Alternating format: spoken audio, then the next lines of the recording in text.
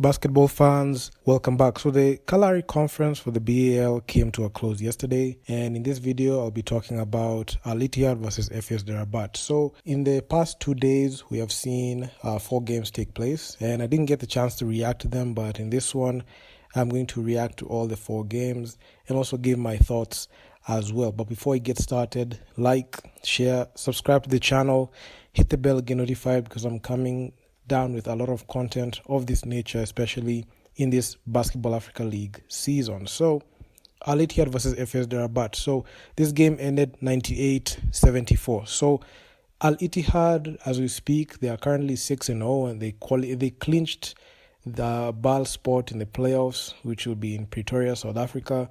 And right now they finished with a 6-0 record. And in this game, they dominated the home team FS Rabat in front of their home fans of 5,239. So this game was nothing short of what I had expected, because the Ittihad team are on a roll and they have shown that they have the ability to go ahead and challenge. I know other teams are retooling, like the SVL de Dakar.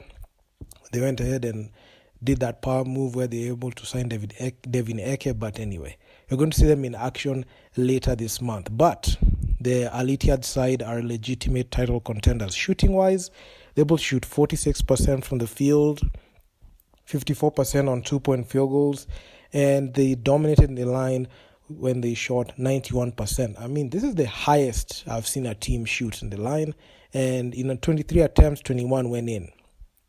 So Ittihad, they're running on all cylinders. They were able to out-rebound FS Rabat 45. They led in assists with 24 assists, and they led in blocks with 4 blocks. So all around, all across the board, they are a team that was there to dominate. And Anas Mahmoud, he was able to come to his own in this one. He led in rebounds with 7 total rebounds. We had Elrai Metlawi, he led in scoring with 19 points. Kyle Vinales, he had 13.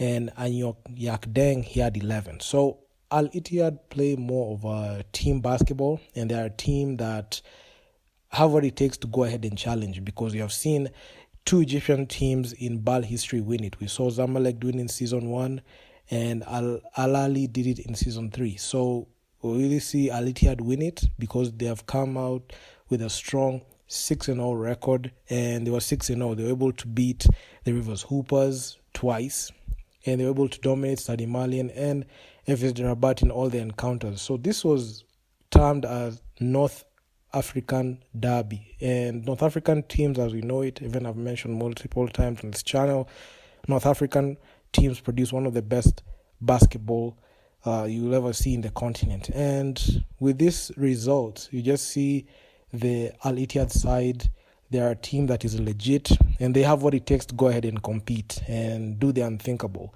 But on the flip side, when you look at the FS Rabat team, they didn't look dominant at all.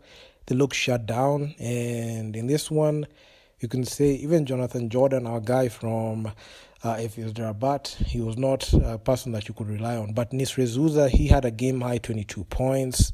We had Sofen Behmine, he had 13. And Bar Edin Azuga, he had 12. So we had multiple guys scoring 10 points or more, even on the Ittihad side, but it wasn't enough to get over the edge. But looking at how the Ittihad side played, they played very well, and they played to the strengths that they normally have. Even when it came to like knocking down the 3 ball, they were 13 out of 34. So you could see this team, the way it was constructed, they are built to succeed, and they're built for greatness. And one thing I can even say is North African basketball never disappoints, because even despite the loss for FS Rabat, they have settled for 3rd place with 2 wins and 4 losses. The FS Rabat team lost to the Rivers Hoopers and Ittihad team twice. The only wins they're able to get were from Stade Malien, a team that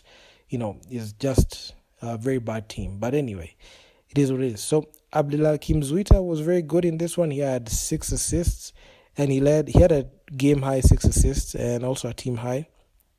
And I was very impressed with how Ittihad played, and it goes to show you like the way they approached the game ball with a lot of seriousness. Even after they clinched, you could see in the remaining 2 games that they had the objective of going ahead and winning the ball game. They didn't want to put anything to chance, and it was something that excited me all the more.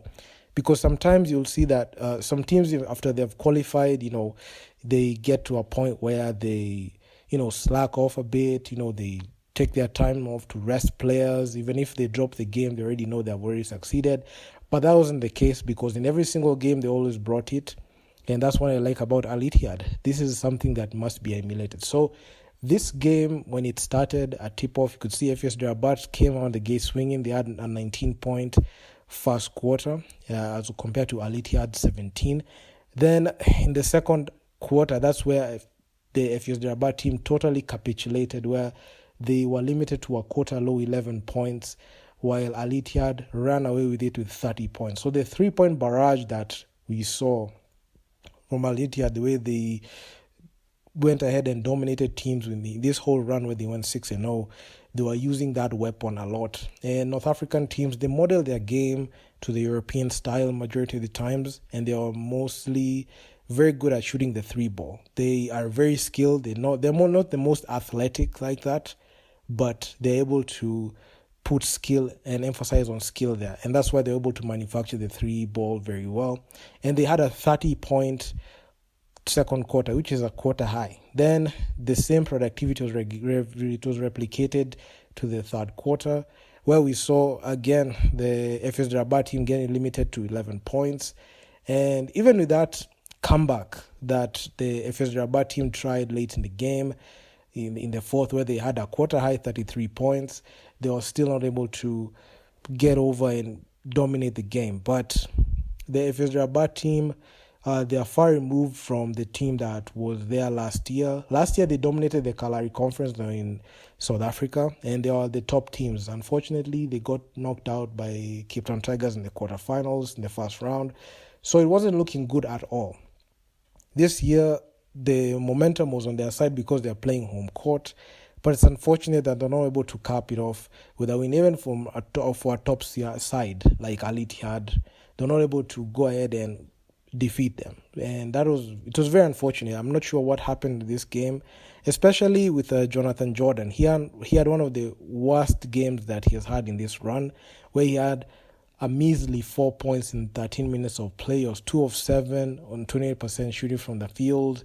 He only attempted 1-3, and he had a plus minus from -17. So that was the worst. Then we had Abdel Hakim Zuita, another guy who's a small forward, who's somebody that was a reliable option down the stretch.